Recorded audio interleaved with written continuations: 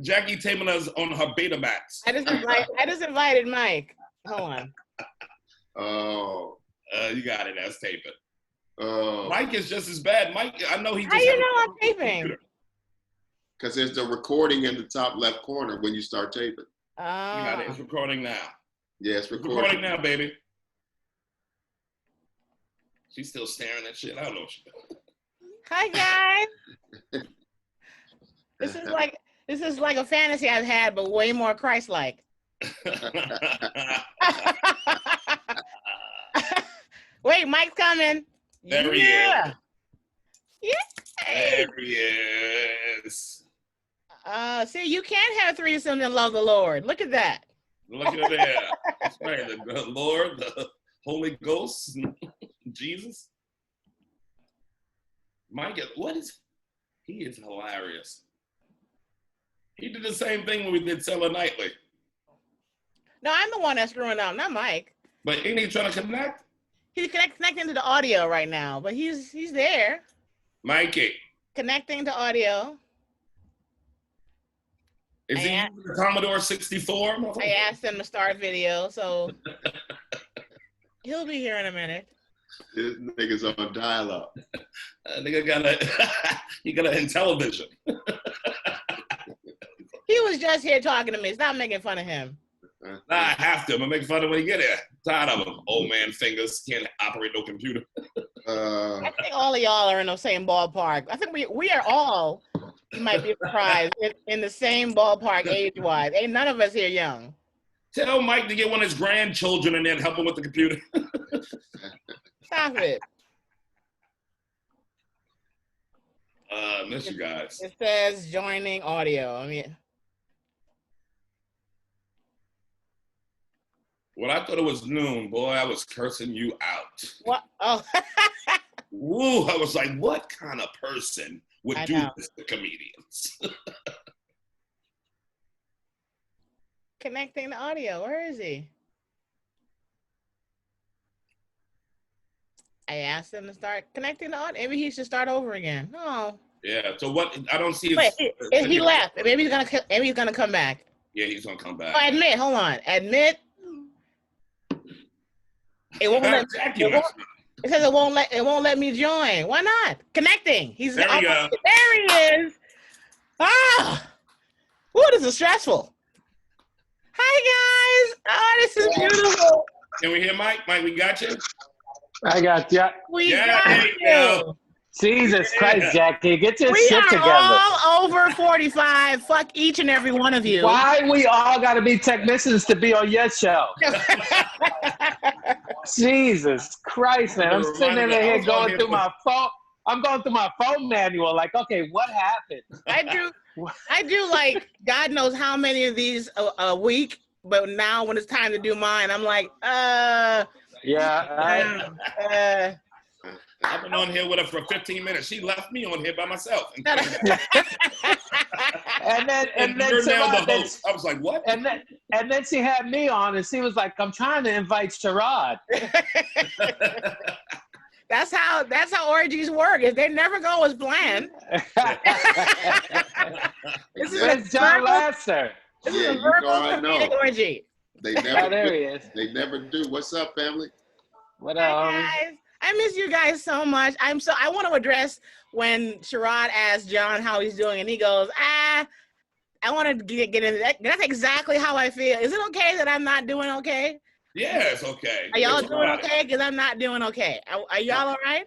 Yeah, I'm good. I don't think any one of us is doing okay. We haven't been on stage in God knows how long. Well, why that's the kicker. Getting back on stage. But I think the rest of the quarantine and shit, I pretty much got down by now. I came back to the city like 2 days ago, and I saw all these people, and I was like, I'm ready to go back to the woods.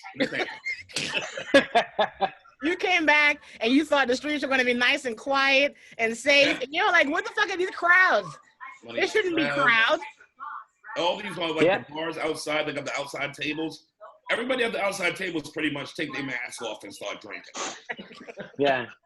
But how do you go to a restaurant with a mask on? If you hear the rules, they've opened up outdoor water parks, but you have to wear a mask. How How are you supposed to enjoy yourself? You can go swimming in these rides, the water rides, but you have to have on a mask. Everybody gotta have on a diver snorkel gear, like a snorkeler, like a scuba diver, just to get online for some shit. Do we know if you can spread coronavirus in the pool? No, The chlorine, they say, does kill it. No, you cannot. You can't? Yeah, they said the chlorine kills it. Do you want to test it? Do you want to go deep? I mean, I don't know. I'm not a medical doctor. I'm just asking questions. But it's worse things to catch in a public pool than goddamn corona, I tell you that. Yeah.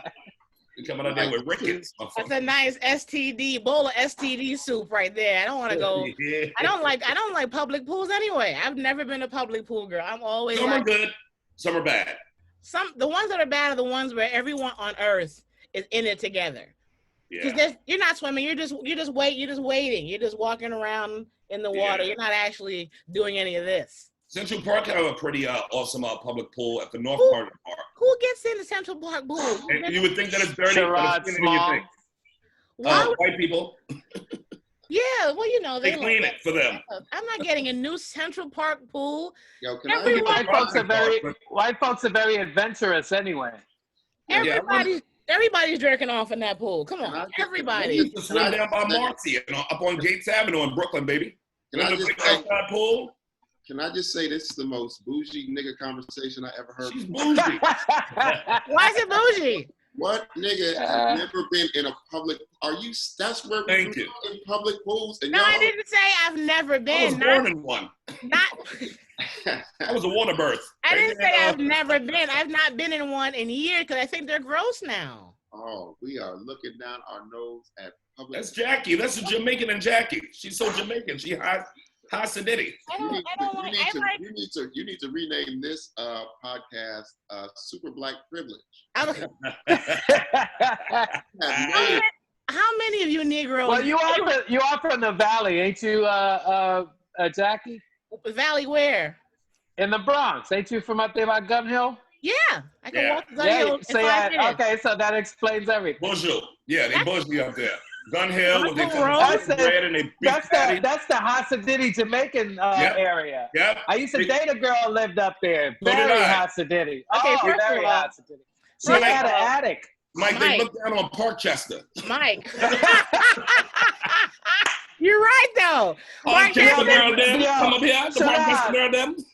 Sherrod, they ride the subway, but they still thumb their nose at it. Oh, yeah. Wait, okay, first of all, Mike. So they're snooty while on the subway, like, I don't belong here. I don't belong here. This is a matter of circumstance. Mike,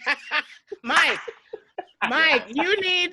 Yes, Mike, Jackie. Every time you and I talk alone, you tell me about this Jamaican girl you used to date. You need to call that bitch. You clearly are in love with her still. You think about her daily. Every time you talk to me, you tell me you remind me of my ex-Jamaican girlfriend. What color was her hair, Mike? Maroon or blue? I don't even remember all of that. I remember the attitude. You still love her? You still fucking love her. Go find her. Can I just tell you that I got a full picture of her where this nigga Mike said she had an attic. Yo, when I tell you bougie, they were different. They didn't have Mike, soon as you said they didn't have no plastic on their furniture. Yeah. Because Gun Hill Jamaican, they look down on Co-op City. Yes. Yes. Don't fuck with no Parkchester. The only place they were in when they built that shopping center. I went to see what I like that. They say this. Parkchester. That's because the only place for a Jamaican girl. They do this every time they mention Parkchester. That is because the only place for a Jamaican girl to fuck is in the attic in her house. That's why you know about the attic, Mike. She's like, look, you want me to suck your dick? We got to go upstairs to the attic. And then in East Flatbush. Yeah. We can't do it on the couch. It's mild. It's wild Mike Yard DNA up in the attic right now. And it's the Jamaican house, so it's no air conditioning in the whole house. So the attic's the hottest room.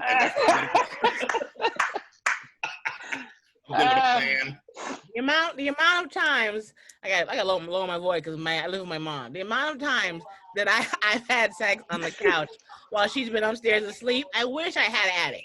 Yeah. I spent a lot of time like shh. Yeah.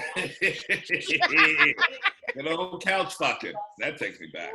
It does. And now if I do it, I'm like, hey, my lower back. That shit's got to stop. I can't do that. When I was in high school, there ain't no way my girlfriend's mother didn't know we was fucking on the couch late night. They had to know. There's no way they couldn't know. Because all of a sudden you hear a TV conversation, and then all you hear is TV. Yeah. What happened to the talking? So what you think? They don't care no more. And I was sloppy with mine, so I would bust all on the throw pillows and have to flip them over to try to hide it. All right, now you're just gross. I was a boy trying to learn, Jack. Have respect, Sherrod. At least, tissue. Nobody had a manual back then, Jack. On her stomach and let her go clean it up. You don't got no class? But I liked it. I didn't know you could do that back then. When you're young, you don't got that kind of aim. Yeah, you ain't got that aim. You give in. You succumb. You don't have that kind of control. Like, you're like, I told you not the hair, goddammit. You're like, I don't know where it's going. I don't know where it's going. I'm 15, bitch. I'm 15.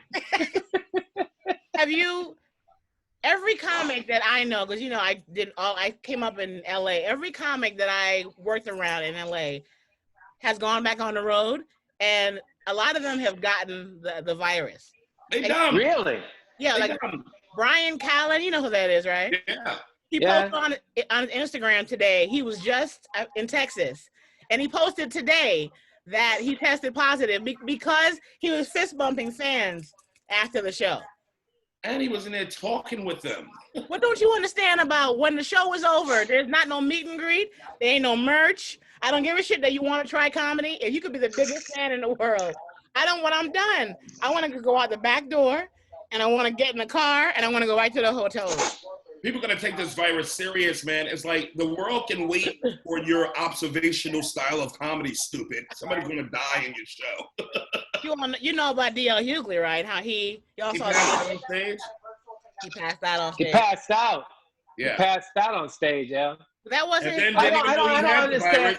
Until he went to the hospital and got checked. I don't understand this. I don't understand this acting like the virus ain't real shit. Like, do you really think that people wanted to shut down the whole entire system for grins and giggles? Like, what the fuck is wrong with you? As much as they love me, I don't understand this argument that this is an infringement on my freedom. That is the dumbest thing I've ever heard. The infringement on your freedom is death, you fucking idiot. I miss your anger, Mike. I miss you yelling at my face. I just be in my living room yelling. Me and Vaughn, we just be yelling at the walls, yelling at each other. It's fucking, I'm telling you, Mike.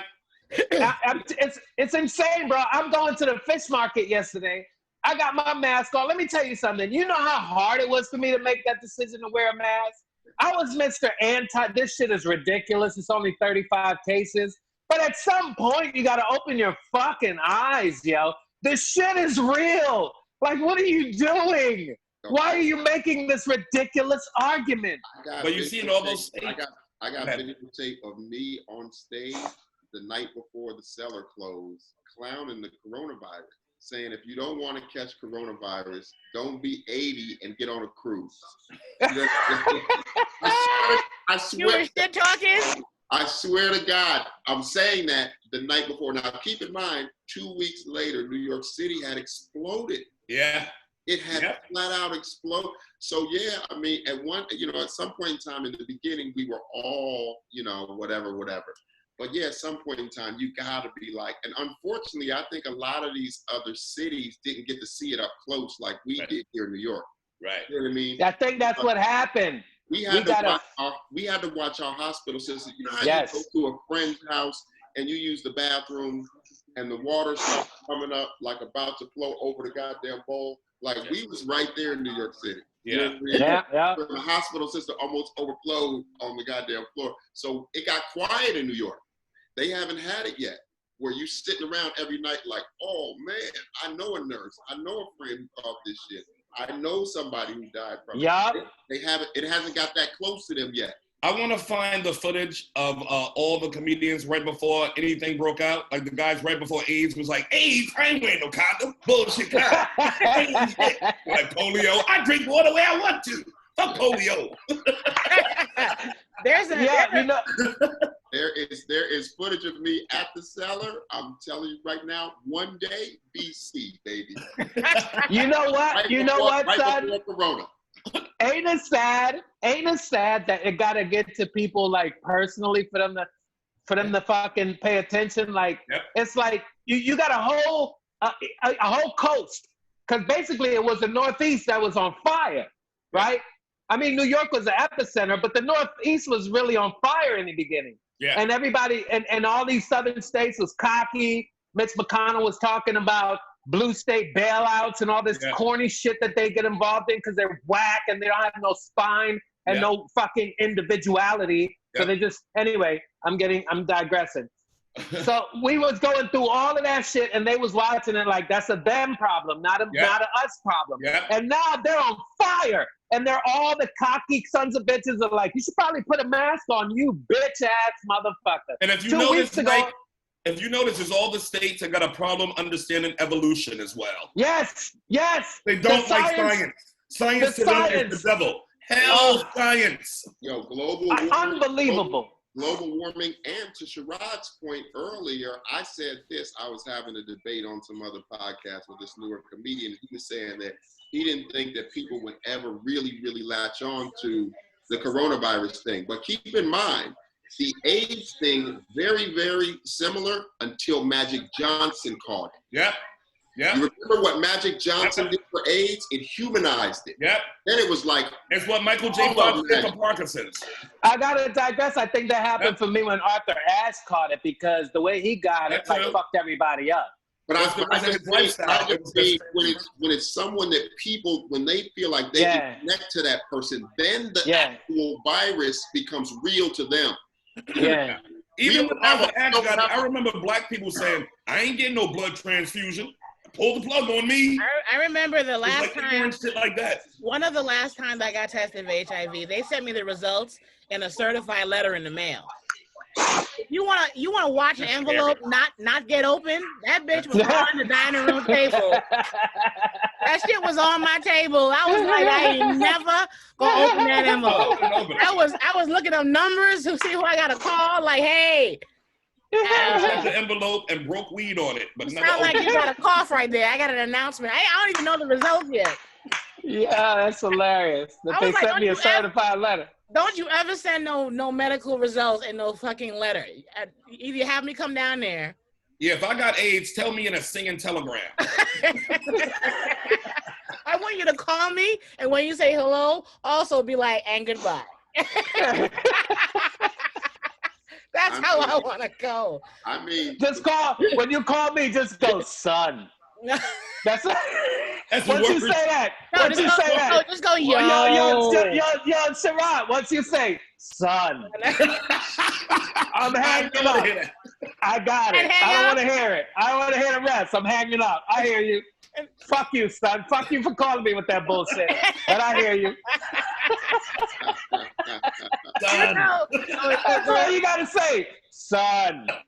The universal phrase for "you got it" is "you sitting down." That's all you gotta say. Are you sitting down, son? And then they start off telling you that shit with so. It's not an easy job to have to break into somebody either. I'd be like, somebody with AIDS got to say what? I remember I was in rehab and they test you for everything. And the doctor, the nurse, this black chick, she said, I had took the test. She's coming back with the results. I swear to God, yo. So she comes in the room and she closed the door and she was like, okay, Mr. Laster, I have your results here, right? And she was like, you are negative for HIV. I said, bitch, why'd you close the door? It's like little shit like that scared the shit out of you. It makes you crazy. I swear to God, she said that it's protocol. They have to do everything the exact same way, so it's not to alert anybody about it. But I Yeah. said, don't you ever, I said, once you close the door, I was like, oh, shit. Yeah, we don't know the protocol. I'm about to start texting bitches like, yo. I have said no at the doctor when they give you the questionnaire, and they ask you because they gotta give you the option. Do you want to be tested for AIDS? I'm like, no, test for everything else. Leave that off. If I got it, guess what? I'm gonna figure it out at some point. They have asked me, and I've been like, no, test everything else. I will live. HIV, I will take my own life. I don't. Yo, that is a scary ass diagnosis to wait for, and it's sad, and it's horrible that they can't tell you then and there. Like you got to go home and sit with it. I think now they can do a swab. I think now they can do a same day test. They can tell you right now. In LA, they can, yeah. But right now, they got pills that you don't even see the shit in people's system anyway now. So everybody's like fucking raw now. They don't care. We got all of our irresponsible fucking out long ago. Now we're responsible, kinda, and we're like, I can get tested now. I'm good. But if you're testing me between 1995 and 2006, I don't know what would have happened. Yeah, sex don't kill us no more. We passed that. You're born, nigga. Exactly. Sex ain't killing nobody. we grown, but them young folks don't give a shit, yo. But then young people, but they're not having sex anymore. A lot of people who are younger, you haven't read or heard about that. It's not important to them anymore. Not as much. Some kids, but overall, our generation was, my goal when I leave the house is I have to get laid. That's why I'm going outside. Yeah, my daughter's generation's not like that, and I keep trying to convince her that every day. I was on stage talking about that one, and I'm not even joking. I'm not even trying to be funny. I literally thought that's what college was for. Yeah, me too. And I was in college. That's what I thought you was going to do. But you got to understand. You got to understand. Stop yelling. We can hear you. You got to understand. Sex was silly. Sex was hidden from us, right? We didn't have the internet and free porn like they have now. These kids are seeing porn. My son had my computer one day. He must have been 11, and I went on after him, and there was fucking porn websites that I had never seen before. You know what I mean? Yeah. So he introduced me to new porn websites. That's how fucking sex is in their face all the time. So kids nowadays. We learn about it through doing. We learned about it through the occasional porn. It was still taboo for us. But we never were able to see it. If you saw boobs when you were young, you were like, oh my God, those are actual breasts. Now, boobs they're in there, they're everywhere. Areolas are a part of everyday life. Online, on TV. When I was a kid, Hustler magazine was XXX porn to me. Yeah. Because they actually spread the vaginas open. Yeah. On Hustler. Plural vaginas. At one point, it was too much for me as a kid. I was like this. I don't want to see all the makings of it. You a damn liar. It's still a lie. Like the first time I went to a strip club in LA, the first time in Orange County, you can't be bottomless. But then I went someplace else, and the girl in front of me. And I was like, oh God. I was like, that's your whole pussy. And she was like, yeah, that's what we do. And I was like, and we're at the stage edge, and she's right there at the edge of the stage. And I'm like, bitch, I don't want to give you a tip. I want to ask you, can you put that over to the side? And then after a while, I'm like, who did your waxing? It looks amazing. You get desensitized. Wait, what? I'm not a gynecologist. I just want to see some sexy shit. Not give you a checkup. Who's watching the news? Yeah. So I can hear it. I don't know if you remember this, John Laster, but we were in Miami together, and we went to a strip club, and you brought me a lap dance because I didn't want to go. I want to hear some real shit now. There we go. And I don't know if you remember this, but you bought me a lap dance, and I made the chick give me the money back. Oh, that sounds like Michael. That sounds like I really do. You know what I did? Because she was whack. Yeah. She was whack as shit. And I was like, yo, what are you doing? And she got mad at me because I was like, yo, I'm trying to help you. Like, I'm a customer, and I'm telling you what's not working. She wasn't a good dancer. Yeah, she phoned it in, homie. And I was like, what are you doing? This is whack. I don't even want to be here, and you are giving me no incentive to stay here. You know what I'm saying? I remember Mike said shit was whack. It was just whack. And you got But she money ended back, up. did you get another dancer? She ended up getting mad at me and giving me my money back because I told her, I was like, yo, what are you doing? She was like, what are you talking about? She was like, I got my titties all in your face and shit. What do you mean, what am I doing? I was like, yeah, but you act like you have to have your titties in my face. Not like you want your titties in my face. If I'm paying for this, I need you to, make me feel like you want your titties in my face. Yep. It feel like you're at work right now to me. It's an illusion, bitch, I'm paying for. Exactly. I'm paying for a fantasy, and you're not giving me that right now. Strippers are also allowed to phone in on it. They can hate their jobs also. Not with me. Not with me. My money back. Not with me. You can phone it in, exactly, but give me my money back. And she volunteered because she got so mad at me. She was like, I don't need this bullshit. And she threw the money, but I never gave it back to you, John. But she did. Why didn't you pay her? Yo, you owe me $20. Why didn't you pay her when the dance was over? Why'd you pay her so soon? No, John bought it for me. Oh, a lap dance. Boom, dance to my boy. Yeah. So I didn't get my boy, then come get the money from me. I've actually had I've had to shush one. I got a lap dance from a female stripper, and she got girly on me. Boo. She was like, oh, I love your nails. I was like, no, bitch, now's not the time. No, exactly. Bend over, shut it. Me comparing hair and shit. You think I'm pretty? Thank you, but that's not why. That's hilarious. They can hate their job too. Pushing bitches around in a strip club, Jackie. I like that. Because first of all, I don't really get it. You want the experience. You don't know what my preference is. Give me the experience. Yeah, exactly. Treat me like I'm here for you, not like I'm here for girl talk. Like you never was really a strip club. No, that's the thing. Mike, though, Mike judged too much. But let me tell you something. What does that mean? I went to the. I don't get it. I don't understand the point of strip clubs. Like, why am I paying you money to show me your body? Like, I've seen naked women before. I don't get why I'm here. Then why are you there? Because I'm usually going with my dudes. If they want to go, I'm not going to be the one dude that's like, nah, strip clubs are whack, when every other person wants to go. So I don't hate it. I just don't get it. Like, it wouldn't be me saying, yo, let's go to the strip club. That's a waste of money to me. Usually when I go there, I'll spend money. I buy my boys dances, but I try to lock down on one or two and see if I can break them psychologically. What is it? Into what? Confessing something? I'm going to stick around, bitch. I think a lot of dudes do that. But John Laster used to be the king of that. I don't know if he still is, but I know John Laster was the fucking champ of that shit. Of what? I want to hear. I want to go with you. But tell the truth, though, Mike. Tell the truth. I would leave with him. Yeah. Oh, yeah, that's what I'm saying. You was the king of breaking them. You would break them. I lived right next to stores for 15 years, 16 years. The Upper East Side one before it changed name to what's that? Whatever it is now. But everything I used to do on my shows, and then I end up having a drink there because I knew all the dudes there. My house was right up the block, and I would come there, boom, boom, hook up with a couple girls, and they'd be like, meet me back at my crib, go to the crib, take a shower. Here come 4 or 5 fucking strippers. We up to fucking 7 in the morning in my crib. Yeah. What are you doing till 7 in the morning? That's really late. Talking and sucking, looking and sticking. All right. You don't even try to allude to it. You ain't always got to say it. No, I'm gonna let you know.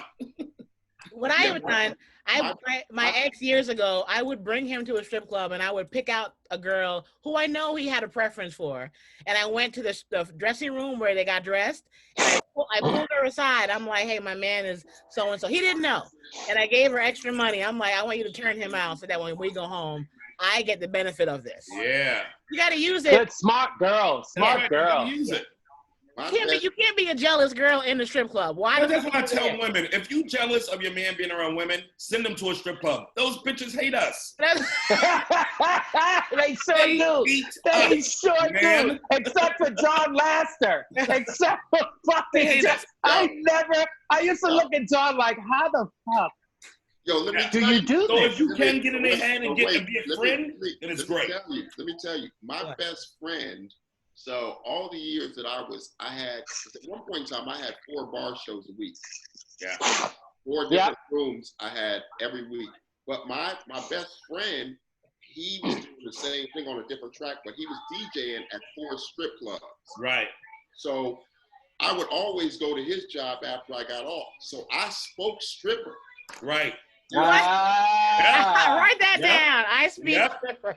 I spoke stripper. As soon as they know you work late at night too, they're like, because we got so much in common. I knew the tip lingo, the tip out lingo.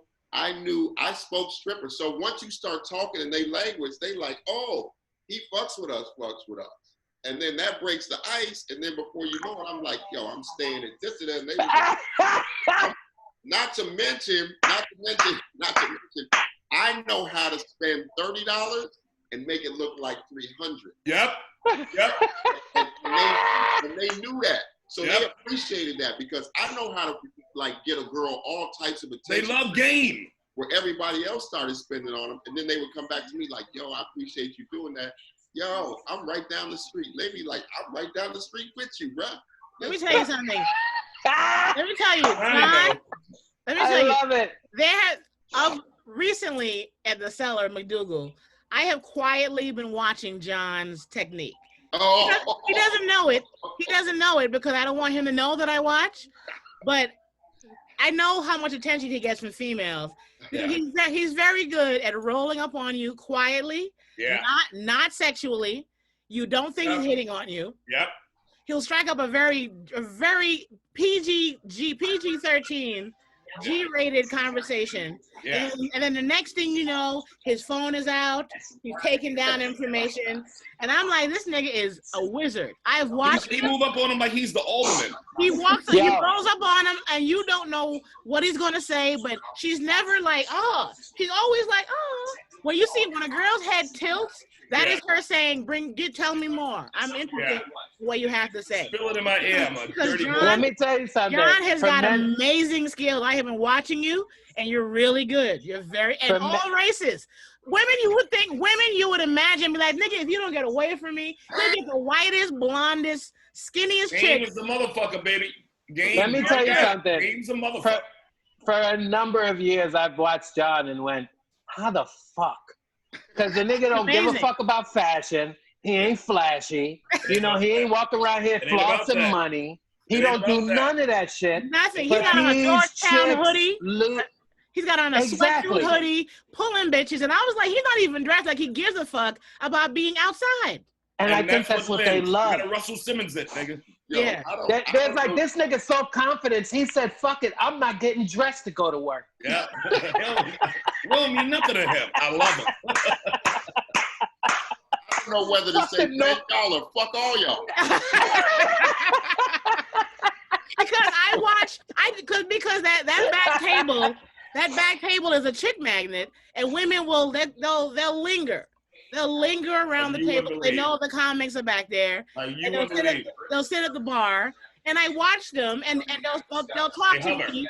They'll talk to me or any other girl trying to get through the girl to get in. And I'll watch, and John, as tall as he is, I can see his eyeballs looking without his head moving. His head will be straight ahead. He'll be like, what do you make and next thing you know, he's sitting at the bar, and they're talking for 2 hours in between his hosting. I'm like, this guy is the kind of guy that I learned from growing up. Like, I understand guys' game because I've always had best friends like John. Teach me. And that's how I understand how men think. They don't gotta roll up on you with any kind of real game. They just gotta be themselves. Find out, and that's be another human being. But I learned that from growing up with sisters. Just being around women, you learn how to talk to women. Yeah. It's like when you watch the old movies and you see the cowboys and Indians, and the cowboys and cavalry got 2 Indians with them, showing where they live and how they live. That was my sisters to me. They would look around like this. They fucking this way. That's how you get it. Always right. Just treat a girl like a person, not like a woman. And first of all, we're gonna be like, why isn't he talking to me like I'm attractive? Fuck him. And second of all, he seems to care about what I'm about. Yeah. Most guys talk about themselves, and I'm always leery of the self-talk. I'm like, nigga, do you even know my name? You've been talking for a half an hour. I guarantee you don't know my name. And I'm a mystery. Yeah. You don't know nothing about me, Jackie. I don't know shit about you. And by the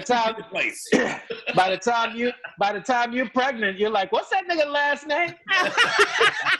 Why? I gotta find him now. I don't know where he lives. I don't know his name. I need to get some information to him. I introduced myself as He's Sherrod having a Carmichael baby. everywhere I go. Have you, Mike? You and Vaughn been together the whole quarantine? Yeah. Wow. Yeah, we've been here for the whole time. I admire you. The guy that I'm dating, Beautiful. everything was beautiful up until quarantine ended. As soon as quarantine ended, the shit fell apart. Because he was in her apartment making breakfast with no pants on, like Bing What is Reynolds. wrong with you? He was wearing clothes. He was fully He had no dressed. clothes on, Mike. I saw the pic. Wait, he was hanging out with you and your mom? No. He has his own place a mile away, and I would go see him.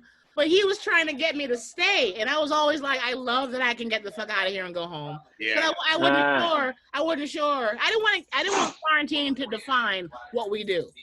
Then what happened?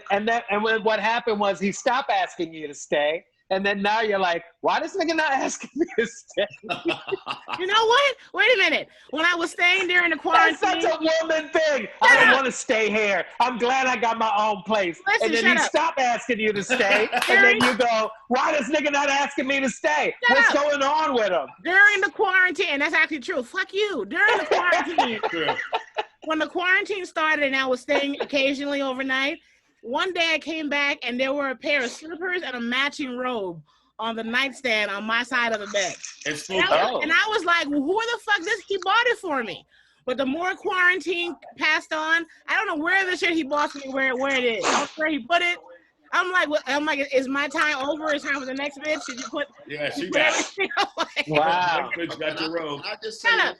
Can I just say this though, Jackie? There's something really attractive, and I think both of these cats would agree with me. There's something really attractive about women leaving in the morning or the next day. I agree. I agree with you. I love leaving. I love leaving. It's something really attractive because when I'm with somebody and they just lay around the next day, that shit is such a turn off to me. Like, bitch, you don't have nothing to do. But I mean, even if I like you, I still want you to leave or at least let me beg for you to stay. Right. Don't just lay around. Right. That shit I mean, like this. Your Uber outside.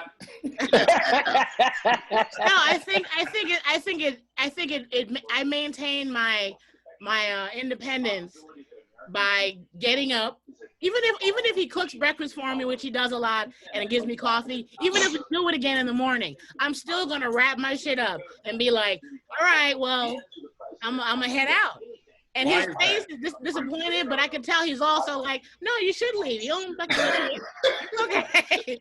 And I like that because it's like a double-edged sword. It's like a double-edged sword. There's no winning because if I came over there with a gigantic overnight bag and never left, he'd be like, so tomorrow's Wednesday. You have a show? And now I'm like, oh, he wants to get the fuck out of here. One of the I things think you want to get out of there before that happens. Like something in you is trying to avoid that kind of pain or hurt. So you're going to beat them to the punch and say, I'm out. Yes, I'm trying. It's a preemptory strike. I am trying to protect my feelings by being like, I don't want him to say the words, so what do you got going on today? Yeah. That is a universal sign of a guy's like, you need to get the fuck out. Yes. I had to pull that a day or two ago, but anyway. I did. And you can see it's still boiling in me a little bit. But let me say this. My ex, I'm getting emotional because my ex they just took her off life support yesterday. I saw the post. What? My condolences, John. Oh wow. I don't know her, right? You may have met Temple. I'm sure you did, Mike. Wow. I was with her for 5 years. She's a model. I think I met her. Yeah, I met her. I'm sure you did. What? Alcoholism, bro.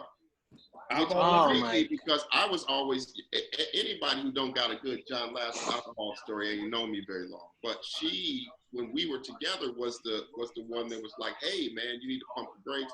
One time the paramedics came to get me, she couldn't wake me up. So I'm like, you had a front row seat to this shit. How did you? But she moved down to Dallas, man, and apparently the drinking got progressive, and she hit me, man, because we've been talking during this lockdown.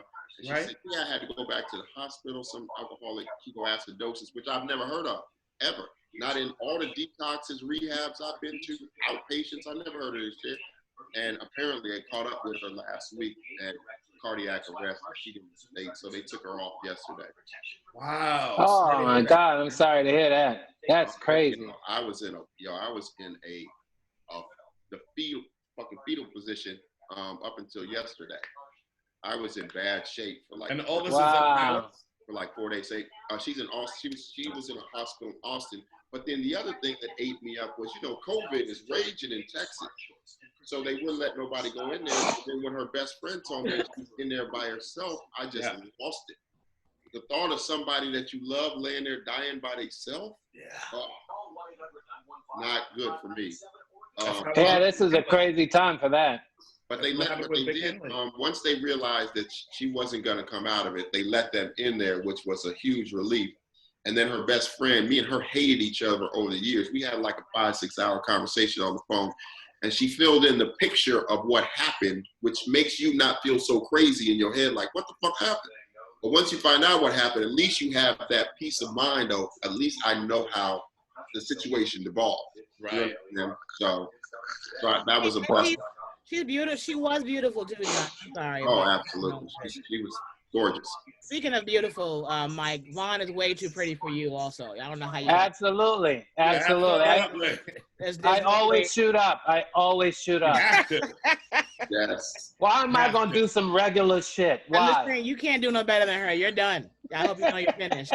Hey, listen, man. Don't kill my swag, though. Why would you say that to Vaughn? No, you killed my swag, though. I'm always on the end. I love my brothers, but I'll always be on the girl side. Fuck you, niggas. You don't care about me. We'll never achieve equality like that. I don't give a shit about equality. I'm half dead. I'm gonna be dead too. You see, with a mouth like that, that's why that boy had to get you out of his apartment, because he can't have you talking like that. But that's the thing. He's never. That's part of what I'm scared of. He's never seen that Jackie before. I'm scared that when he does see, he'll be like, you are. Wait a minute. Which Jackie is he seeing? Is he seeing the proper Valley Jackie? I thought that you were coming on Tuesday. Are you really proper around him? What is wrong with you? What's that definition of proper? I'm loose. I'm a normal person. Around us, but you said he hasn't seen that Jackie. He hasn't seen this Jackie yet. Really? No, he hasn't seen. I don't know. Who he met? The fucking Brewsters? I didn't know him. I moved back to New York in November, so he doesn't know all the work I put into being that character on stage. Right. And I'm her off stage. He doesn't know that girl yet, so I don't know whether he'll like it or not. You think one of the women of Brewster's place? That's why I'm trying to get Sherrod to marry me, but Sherrod is really slow. I'm in. Yeah. Does he not have the internet? Like he can't watch this? He's watching. He doesn't watch. I don't tell him that he should. I don't let him know when I'm going to be. I don't let him watch. I don't notify him. Keep this away from him. I do. I like being able to be this girl and let him not. How long have you been seeing this guy? I've known him since I was 18. 30 years. I've known him, but I wasn't living here. I was gone 20 years. We tried to officially be a couple for the last 4 months. It's really hard. It's the hardest thing I've ever done in my goddamn life. And you know what? When you're not in relationships for long stretches of time, you don't have couple habits. Yeah. We don't have any. All of our habits are his when I go to his house. We don't have nothing together. Nothing. Yeah. We don't have couple habits, because I know I love my space. Oh man, it would be very difficult. And the girl that I was talking about that just passed in Austin, that was the last time that I was with somebody, like living with somebody and with somebody. Yeah, I know her then. If that's the chick you was living with, I know Temple. Yeah. I know her. Yes, yeah. Oh my God, that's crazy, bro. Fucking died, man. It's still. Wow. I'm still processing it. I'll just say that. Who are you talking to? Are you talking to anybody about it? Are you every hour and a half I just start crying out of nowhere. You said every hour and a half. Like your shit is on a timer. Here it comes. Yo, John Lemon, I gotta get a good cry in. Yo, Sherrod, I don't even gotta think about it though. No matter where I'm at, I'm like, yeah, man. Let me get the this stuff. I'm in the bodega, nigga. Yo, man, let me get the pieces, man. Let me get the. You're trying to shout. He's out on the mask, and you can't breathe. You're suffocating yourself. You're like, I'm snotting over the mask.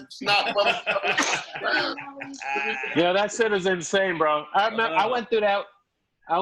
with me. I remember one time I went to get some. I went to get some frozen fucking broccoli out of the freezer and just busted out bawling, you know. Because I picked up the broccoli and I was like, she wanted us to eat healthy.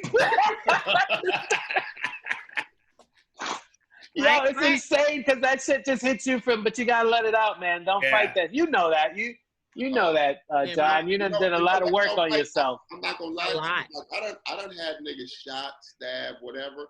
But like you would understand, it's different when it's somebody who is your best friend. Yeah. Yeah, man. It's like a piece of you.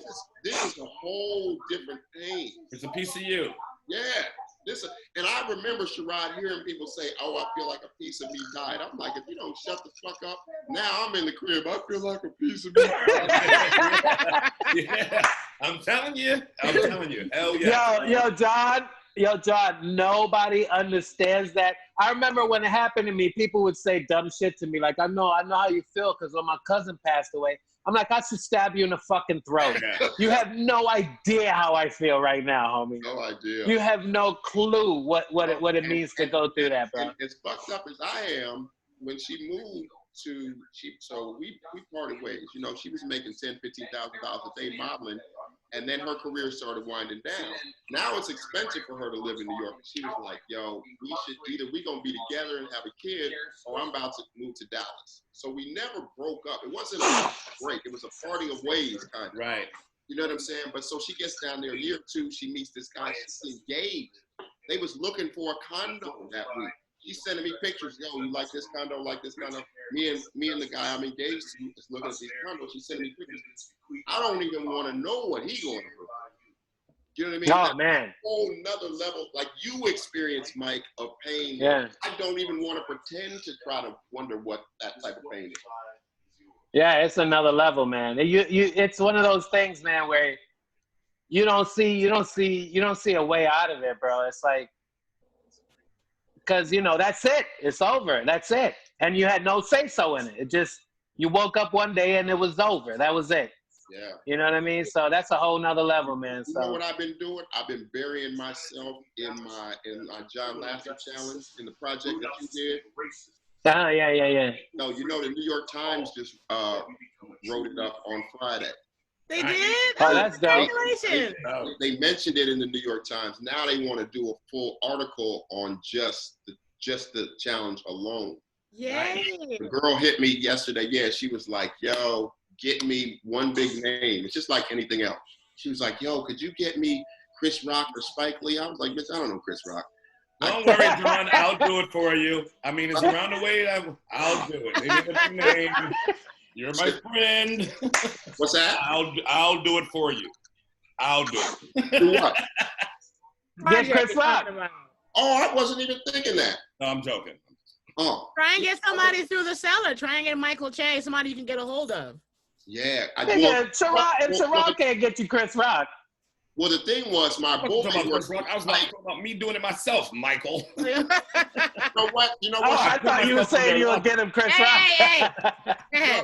You know what, Sherrod? Sherrod, if you could pull that off, that would be dope. But I was just thinking, when she said, I was like, I don't know Chris Rock, but I do know somebody that works for Spike. So I called him up. Well, you know Calvin. You probably know Calvin, right? So I hit Calvin up. So he's working on that. But she's like, just give me one big name. They'll do a story on the whole fucking joint. But that would be crazy. But the shit has been exploding. White people are eating it up of us telling our stories. Here's a funny thing. Why would you want to do a story on a famous motherfucker? Like, no. They don't want to do it. She just said the way the editors think, if there's one name on, then you can get the clicks and the story's good. It's almost like you get a good script and say who's attached to it. Whenever you pitch something, they always want to know, can you get somebody that the whole world knows? So that they'll want to. Yeah. But even if you can get them to say something on the phone to you and you just quote them and put it in, it's fine. You guys, I heard that What's Noam said maybe in August the Cellar will open. You believe Well, that? they was trying to do something for July 15th, but all that got postponed and canceled. That was like a day ago. To do what? They were trying to do some half shows. Like outside shit, right? Why can't they put a mic stand outside at in the lounge? Sherrod, when you and it was going to be in a Fat Black, the actual bar part of the Fat Black, where the pool table is. But when you say half, you mean 50% full? 50%, yeah. Why not? They opened up outside dining at the Olive Tree. Why not just put a mic stand and let it do outdoor? They consider that too, but it's a lot of noise on that particular block. The stand has outdoor There's still shows. noise on that block now? Yeah, it's noise. Yeah. People, they did it at the stand last night and last week. Last night the stand looked pretty cool, but the stand is on a block where there's no residential neighbors. There's no foot traffic. And they got a big outdoor space and that big door. And they got the awning that looks like a stage thing anyway. So it worked out for them. I don't know how the show looked pretty good. They had about 40 people in the audience, I guess 30. Ooh, what show? The Stand? The Stand outside. Yeah, but like you said, Sherrod, the block that the stand is on almost looks like a warehouse district. Yeah. There's a big building across the street. Yep. So that closed at 5 p.m. That block is dead. Dead. Yeah. Dead. So they can get away with it. But with Google, there's a lot of traffic. And plus, neighbors complained at the Cellar already for the loud lines outside, let alone having a mic out there and fucking doing a show. The neighbors complained that the lines are too loud on Minetta Lane. For years. Oh, around the corner. Yes. Yeah. For years. Yeah. So they like making more noise outside. They ain't looking forward to doing anything. When do you think we're gonna come back? I'm not gonna make it. Yo, this is $1 million question, Jackie. I'm not joking. I feel like we're gonna be in this for like a good year. No, that's the wrong answer. What do you mean? Yeah. I feel like because I feel like they're gonna find a vaccine because they have to. Yeah, you can't allow this. You can't allow this to continue. And whenever the world needs to find a cure to something, they find it, because this shit is taking people out on a large scale. So they have to find a vaccine, and when they do, never found the vaccine for HIV. Well, first, never found the vaccine for HIV. Yeah, but they're controlling it and making a shit ton of money controlling it and making people feel like they don't even have it anymore. That they do, but you still got it. Anyway, only Magic Johnson lost it. But everybody got Magic Johnson money. I think the reason that they're going to find a vaccine is totally different. I think the reason they're looking for a vaccine is because they would make a flat out fortune. If you could sell a vaccine to everybody on earth, you just hit the lottery. Whatever pharmaceutical company you with. Number two, I also think when the reports come back from what happened out there in Oklahoma from that Trump rally, if Oklahoma explodes, I think that indoor gatherings, I think we're going to take another hit. I think they're going to move it back again. Oh, yeah, it's definitely going to move back. Indoor gatherings, that's why they postponed. They pumped the brakes on phase 3, letting people eat inside. But they already did that. They did that this week in New York State. New York State, where they stopped indoor dining. They were going to open up on Monday, and they slowed it down because of what's happening right now. And they don't want people coming from out of town to go to restaurants here and blowing shit back up in New York. So I think, it's in everyone's best interest. And yeah, of course it's about money, because everything they do is about money. But I think but they could also find a way to control it where they keep making that money. Yeah. But I think a vaccine they have to find, because it's so contagious and because it kills people the way that it kills people, and because the way that it spreads, they have to find a vaccine. Now, they're going to make money off of it regardless. But I don't know if y'all, I don't know if you guys remember, but one of the things that came from Magic Johnson after he announced that he had AIDS, back in the day, that's when you started seeing like buckets of condoms places for free. Everywhere. Oh, yeah. But I just think that if they had done the same thing with the coronavirus with tests, where tests were just where you could just reach in a bucket and grab 5 tests, I think you could jam it up that way. Because if somebody took a test before they left, like let's say I'm booked at the Cellar for that half show, I take a test, I got it, and I don't go, you just kept it from being spread to that many people. It would start going down again. But that's what I don't understand is that, and I feel like I'm imagining it, whose TV is on the whole time? Sherrod, are you watching Law and Order? No, that's not my Mike, TV. No, I got Mike. CNN on, Hey, but it's number low. Mike. Turn I that know it's shit Mike Yard. That It's old mad man, he low. deaf. What I don't That shit understand. is mad low. What I hear the headline, Mike. What the fuck? What I don't Loud as understand hell. is that the president, and I know he's Satan, but he's like, if we stop taking so many tests, the numbers will stop going up. Did I imagine that?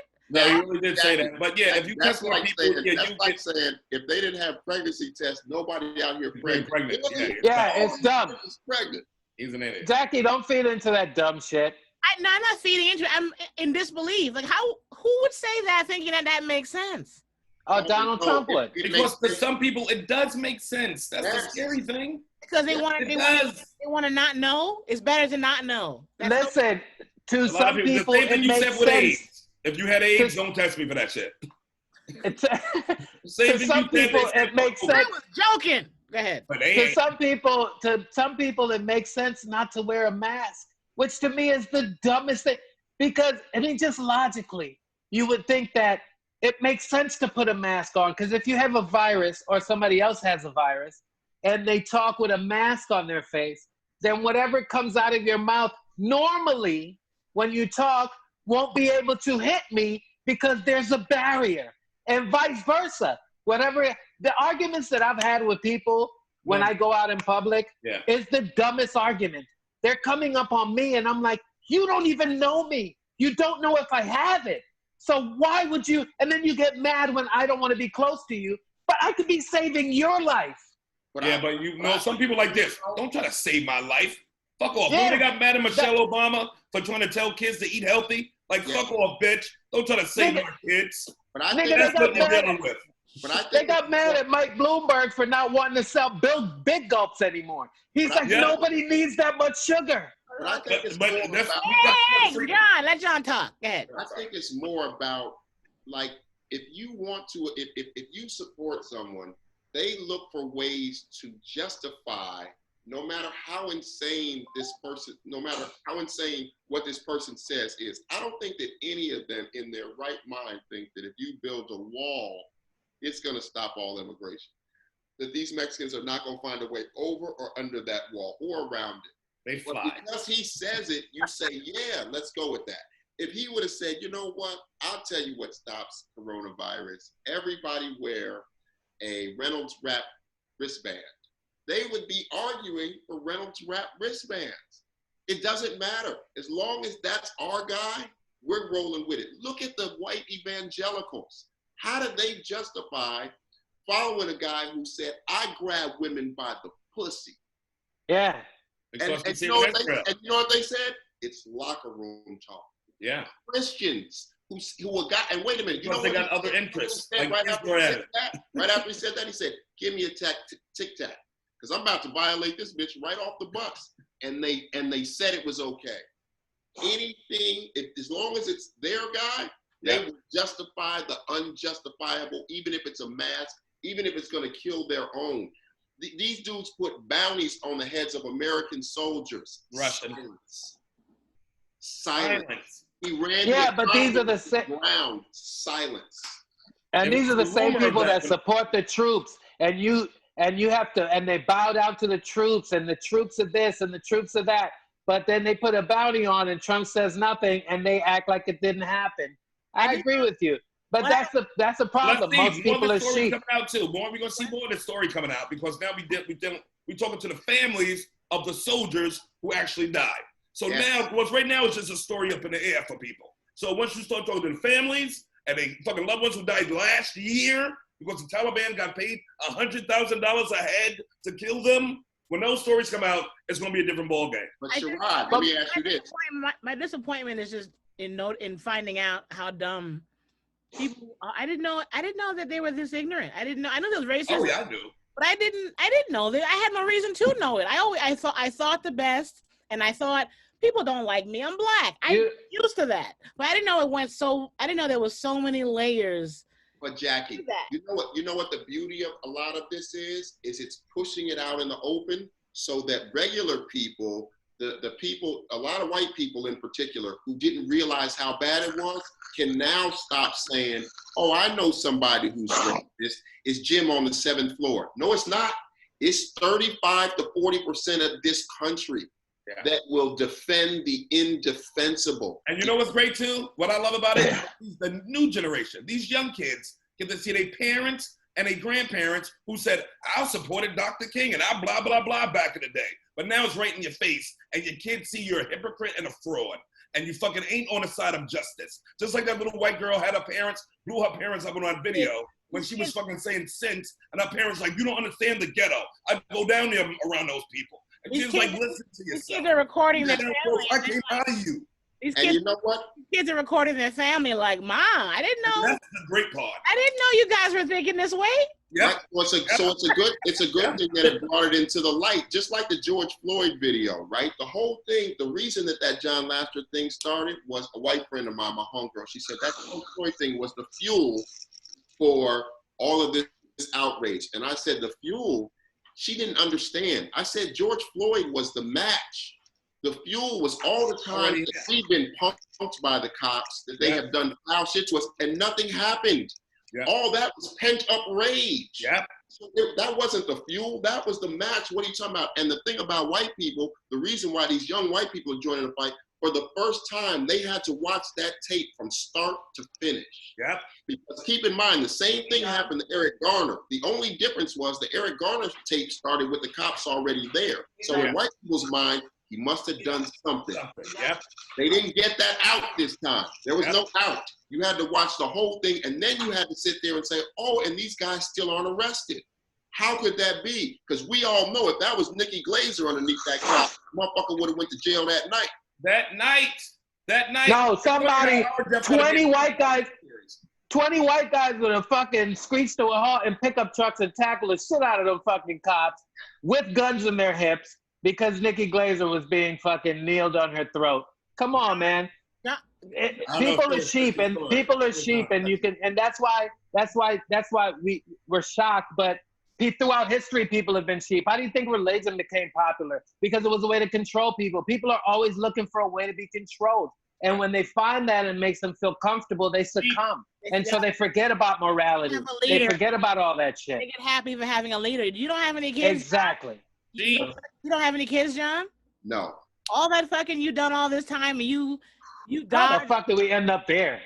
Because I wanted to be like Mike. I wanted to be like Mike has a son. Sherrod has a daughter. How did you manage all these years to dodge every uterus? Let me tell you. What about you, Jackie? I've had plenty of abortions. I think I had about 10 of them. My daughter took that last helicopter out. Let me tell you, Jackie, my pull-out game is immaculate. No one's is. All these years. That's hilarious. You had some uncomfortable phone call. There's no way you dodge all. No. I've had some. I've spent a couple $300. I had a punch card. It's been $300 for 30 years. Has the price not gone up yet? Thank God. It has been between $250 and $500. I wonder how much it is now. I've made some trips to the clinic, but you know what though? I've calmed down quite a bit because I do a lot more work and I try not to, you know what I'm saying? Mike will tell you, Mike was the person to take you on the road. I used to be a wild motherfucker. Yeah. John was out of control for a minute. That was he had to slow it down. Goddamn it! I reeled it in. What states are you guys looking forward to performing in again when you go back out there? Anywhere you miss? All of them. Vegas. Really? Vegas. Yeah, I love Vegas. The Cellar, or you mean this Vegas in overall? Just Vegas. I mean, you know, they got legal weed, yo. I hate LA. I had a dream that you, Vaughn, me, and whoever wanted to fill that space went on a nice little double date. We really? Yeah. Remember at the holiday party? Me, you, Sherrod, and Vaughn were dancing. Oh, yeah. I haven't had a double date in 20 years. This is fun. It wasn't a date. It just happened to be 2 and 2. But imagine if we go on actual dates. I just want my life back. That's all I'm saying. The holiday party when you gave me COVID. How did I give you? Why are you bringing this up every time we're on camera? I did not give you anything. You as sick as a dog. Jackie gave Sherrod COVID. Jackie gave Sherrod COVID. I'm going to post this on YouTube, Sherrod. Everyone's going to see this. I didn't give you anything. Yeah, he gave me some COVID. All right. That's a good way to sign off. Thank you, guys. This was great. Had fun. Yeah, it was a fun time. I miss you guys. I miss you guys so much. And are you going to We'll get back in the game. Are you going to do any? We'll get back in there. Have y'all done any Zoom shows or anything like that? I just went to podcasts. I've done race wars. I'm small ball my sports podcast. But how come you don't put a video intro of your podcast so I can post it on Instagram? You know, like a preview. You record it. All you do is put the pictures up. Put an actual video up. What are you talking about? Your podcast. Oh yeah. What Are about you it? listening? Yeah. What about it? Why don't you put a video intro that we can post on Instagram of the podcast? Oh, okay. Yeah. Karen's making. Karen probably has it already. We got some running on Facebook Live. You fucking with somebody named Karen right now? Yeah, my white daughter Karen, but it's Israeli, so it's Keren, not the American white. Okay. Okay, I was about to say Karen. I said Sherrod would be hanging out with a Karen. How dare you, Michael? We're all God's children. There's no I don't know what preference is. I have no idea. Amy Cooper's. He likes to turn them. Amy Cooper. She's the worst person on the planet. He likes to turn the liberal racist to nigger lovers. Oh, look at Michael. What about you, John? Have you done any Zoom shows? I mean, like actual show where you have to do a set. None of y'all have done those? Hell no, I'm not doing that. I did a really good Zoom show. We did it in a loft over in Steiner Studios. So the camera was on me. There's a real stage, mic stand, stool, everything. And he projected all of the people that were on the Zoom on the back wall. It was dope. Okay, I see what you're saying. So you could get feedback in real time. You could see everybody. And I actually was in my space. I wasn't sitting on the couch. You know what I mean? They had one of those LA where the wall was the actual Zoom squares of the audience members. You know, Mike is a snob, so Mike got all his opinions about performing. I am a comedy snob. I'm sorry. I'm a stand-up comedy snob. I am. I believe it should be done in an intimate setting. I think doing stand-up on Zoom is not something that I want to do. You could do it. I'm not knocking anybody from doing it, but that's not how I choose to want to do stand-up. I don't have a desire to do that. And he also will never get into a public pool. No, I've been in public pools, so I'm from the hood, son. I've been in Betsy. I've been in the worst public pools. I mean, so I've been there, done that. I'm at an age now, you're supposed to grow. I don't want to go back to public pools. I'm sorry. I would like for you to invite me to your house where you have an own individual pool and we can just hang out and social distance in the fucking pool. I don't want to be in public pools and a bunch of niggas who don't know how to stop pissing for 2 seconds to walk to the fucking bathroom. They have bathrooms in the public pool, but you refuse to use it. But let's be real though. I'm not getting about the water to get peeing. I'm peeing right there. I'm sorry. Yeah. See, that's what I'm saying. That's why I don't fuck the public pool. Huh? No, I pee in the shower, but I'm not in there. No, I'm not in there. Pee everywhere. Girls pee everywhere. We pee wherever we can pee. Yeah. Even though I pee with other people, I'm peeing in there. Who cares? I'll pee in the shower, but I'm not there with a bunch of niggas I don't know. You miss being locked up, huh? That is a jail nigga right there. And even when I was locked up, I took the late shower shifts. Everybody showered early. I showered late. Let me tell you something. When you in the dorm, when you in the penitentiary, and you in a dorm setting, not a cell setting where you're like in a max joint, where you're like in a what do they call it, a camp, right? And they have communal showers. It is the weirdest thing because niggas are showering with their boxers on. It's the weirdest thing. Yeah. And they washing their boxers while it's on them while they're showering. Yeah. It's one of the weirdest things. I mean, like nobody gets in the shower naked. So all this jail naked, drop the soap raping, I don't know where it's happening. So wait, you were in prison, how long were you in prison for? A year. 1 year? Oh, that's nothing. Yeah. Oh, okay. Well, he'll try to do better next time. I'll try to get more time for you next time, Jackie. Jesus. I was only in for 3 days waiting for my arraignment. But my year is nothing. Out in the Bronx. What? He was like, I only fuck lifers. You don't do life, you don't get none of this pussy. Let me tell you, yeah, a year was enough for me, Ma. I'm good with that. I'm joking. He was on the Innocence Project who got out of John, you managed to escape any kind of jail time with all that life you had? Yo, I mean, I've been locked up a couple times. It was only for the night. You know what I'm saying? Day and a half. I just did some skid bids, you know.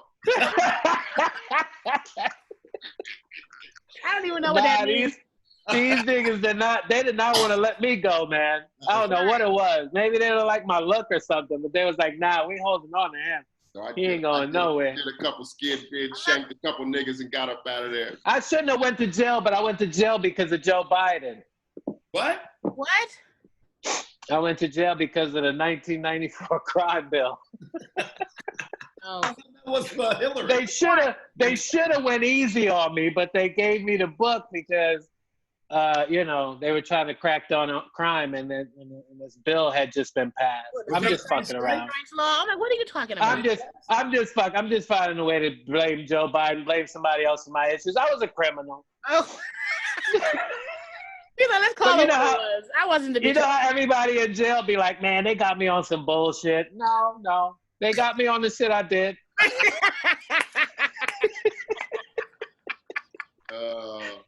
They got me on exactly the shit I did. I was like, y'all just gonna find out everything? You in jail? They're like, yo, they frame you too? No, nigga. It's all valid. No, they got me. They got me, son. You? They got me on exactly. These motherfuckers got me, son. They got me on exactly the dope that I moved. Yeah, exactly. Son, everything that I did wrong, they got me on it. I was like, you motherfuckers just gonna hit the jackpot with me. Any other crime y'all can't solve. They're like, did they plant it? No, I had it in my pocket. I had it all. No, it was mine. It was mine. They pull out the drugs at the courtroom. I'm like, yep, that's my drugs. That is my. Oh, you got my gun. Where'd y'all get my gun? I thought I threw it away. Wait, Mike. I threw it away. Mike, all the dope bags got your picture on them like this. Yeah. It say Mike Yard right here. Mike Yard. Your switchblade had your initials engraved in the head. Yeah, it was a gift from my co-defendants. They gave me that one on our 1,000th robbery. Nigga got a pro-handle gun that say 2 Mike Yard on the handle. That's hilarious. This was a gift to me, to Mike Yard. Yeah, that was my gun. When you're sitting there talking to the public defender, he's like, so you're like, no, dude, your job shouldn't be that hard. I did everything. Yeah. Let me tell you what I told my lawyer. That's a true story, right? I told my lawyer, and I was like, yo, do what you could do. And then he was like, man, you had all that shit? I was like, yeah. He was like, so he was like, man, they going hard for you, man. I was like, okay, listen. Just see if you could give me the least amount. I know I got to go to jail for this shit. I was like, but what's the least amount of time you could get me? Yeah. Like, there's no arguing my way out of this. Right. They got me dead to rights. I'm dead to rights. Dead to rights. So what's the least? And he went to work on that. And that's why I ended up getting a year, because they really wanted to give me 3 to 6. Wow. But he ended up getting me a year because he worked his magic. Huh? Work camp type of thing, or was it like a that camp? Was what? No. I went to prison. Okay. Well, when I first went up north, I went to Elmira, which because I was 17 when I got locked up. So Elmira is juvenile, maximum security, but juvenile. Right. And I've been scared of my life, but I've never been that scared. Elmira, at that time, I had a cousin in there. One of the scariest places. Like, they was just chopping niggas up like it was nothing, bro. They was just chopping, like it was motherfuckers just slicing you up just to get a rep, yo. It was insane. Really? It was insane back then. But I didn't stay there long because I turned 18 and then they moved me to grown man prison. That Then that was way better, way better, because grown men just want to do their time. Yep. They don't want to fight nobody. Yep. They just want to do their time and live their life, you know. And they will fuck you up if you act up. They will jukes you. They will cut your throat if you act up. But they don't want to. Right. Young niggas want to earn the rep and fucking come in like, fuck with, and so that's who usually gets up early. And that's why they get chopped the fuck up, and they all come out with scars because they come out with that. Yeah, I'm that nigga. Blah blah. That old dudes are like, I don't want to be that dude. Ain't nobody more dangerous than some drunk 15 to 20-year-olds together. Oh my God! Age range when your testosterone is jumping out of your skin. Yeah. Out of control. Do dumb shit and you think you're invincible at that age. Yeah. Yeah. But when you're an old guy, you're like, look, if I juke you, I'm gonna kill you. I'm not gonna scar you. Oh yeah. I'm not gonna break a bone. You'll be carried out, and there'll be one less nigga here. So it's the reason why our soldiers are that age. Yeah, exactly. Because they don't give a fuck, and they go right in. You can tell them what to do, and they follow orders. Yeah. And Let me tell you something. And you're fearless. Yep. You have no concept of death at that age. Yep. Let me tell you something. I was on the A train one time, coming home. That's when I lived in Cyprus. And it was me and this older dude. He was older than me. He must have been like in his 50s. I was maybe in my late 30s at the time. And he was sitting there with a tuxedo on and a gift bag. Like he got some swag from wherever he was. Yeah. And he had a brown paper bag with a beer in it. And he was sipping on his beer, just riding the train home. And these 6 teenagers came in. And I heard one of them say, and he heard one of them say, we should take his beer. And so the nigga was just sitting there. He ain't flinch or nothing. He just sat there. And they surrounded him. And one of them tried to snatch his beer. And this dude, I ain't never seen an older nigga move that quick in my life, jumped up. And by the time I blinked, he had this dude up against the train car with a knife to his throat. And he was like, nigga, he said, this is y'all problem. You don't know me. He was like, I just came home, bro. I just did 25 years. I don't give a fuck about your life. I will cut your throat right now, sit down, and finish my beer. But I don't want to do that. But I will slice your fucking throat and sit down and finish my beer, little nigga. And the kid was like, please, mister. And his friends was like, he was just playing, mister. He was like, that's y'all problem. You don't know me to play with me. Yep. I will murder you. Do you understand that? I will end your life, homie. And then he threw him, like chopped him off, and then sat down with the knife open and picked up his beer. And then the kids got off at the next stop. They were so shook. And I was just sitting there, and then he started talking to me. That was not their stop either. They were like, I don't live here, but nigga, let's go. Exactly. Oh, that wasn't their stop. And they got off, and I was sitting there, and the dude was like talking to me like, man, these young kids, like, I don't know what the fuck. And I'm just sitting there like, could you, like close the knife though? Because you still got the knife open. I mean, I want to talk to you, but this is uncomfortable. I'm at a distance. Whenever I ride the train, I'm only nervous when young guys get on. Oh yeah. As you should be. When the old guy with the teardrop, and I'm never afraid of the old guy. You don't want no trouble. But the young ones, I'm like, I'm gonna get off because they're rowdy. They're fucking with everybody. But an old player, I'm not afraid of any old criminal. They don't fuck with me at all. Old dudes' crimes are focused.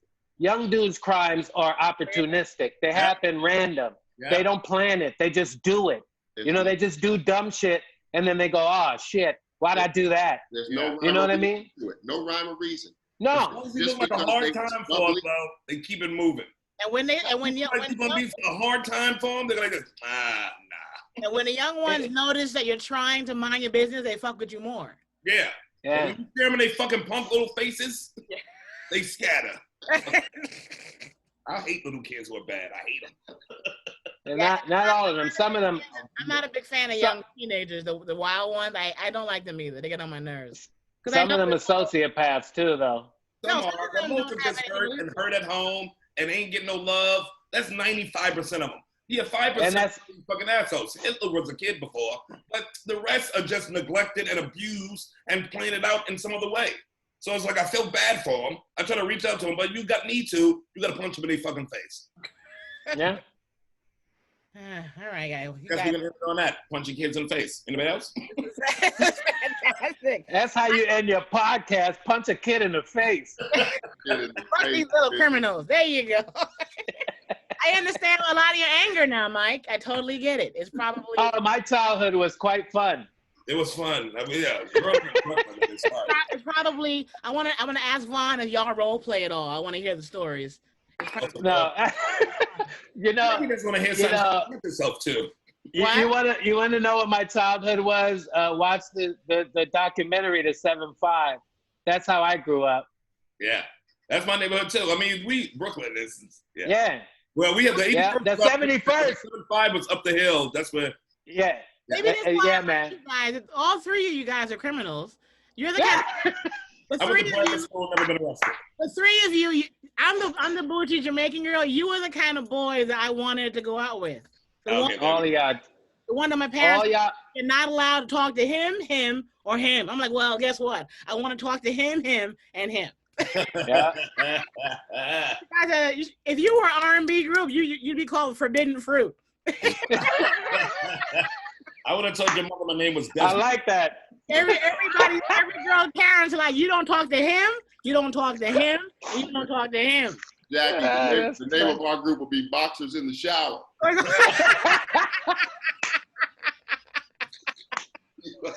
or, yep, I did it. It'll be a double entendre. Boxers in the shower. That's hilarious.